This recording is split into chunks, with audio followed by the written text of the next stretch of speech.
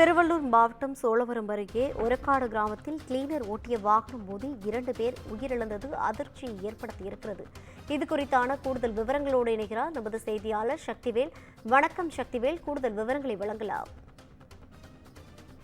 நிச்சயமாக வணக்கம் ரவினா. திருவள்ளூர் மாவட்டம் சோழவரம் அடுத்த ஒரக்காடு கிராமத்தில் பல்வேறு தொழிற்சாலைகள் இயங்கி வருகின்றன. அங்கு தனியாருக்கு சொந்தமான கொரியர் நிறுவனத்திற்கு நேற்று மாலை சரக்கு வாகனம் ஒன்று வந்துள்ளது. அப்போது சரக்கு வாகனத்தை கேட்டின் முன்பாக நிறுத்திவிட்டு அதன் ஓட்டுநர் கீழே இறங்கி காவலாளியிடம் அனுமதி கேட்டுள்ளார். காவலாளி கேட்டை திறந்து ஓட்டுநரிடம் பேசிக் கொண்டிருந்த போது சரக்கு வாகனத்தில் வந்த கிளீனர் ஓட்டுநரின் இருக்கையில் அமர்ந்து வாகனத்தை இயக்கியுள்ளார். அப்போது கட்டுப்பாட்டை இழந்த சரக்கு வாகனம் எதிரே நின்று கொண்டிருந்த காவலாளி மற்றும் ஓட்டுநர் ஆகிய இருவர் மீதும் மோதி சுவற்றில் இடித்தது. இந்த இடிபாடுகளில் சிக்கிய இருவரையும் உடனடியாக அங்கிருந்தவர்கள் மீட்டு அருகில் உள்ள தனியார் மருத்துவமனைக்கு அனுப்பி வைத்தனர்.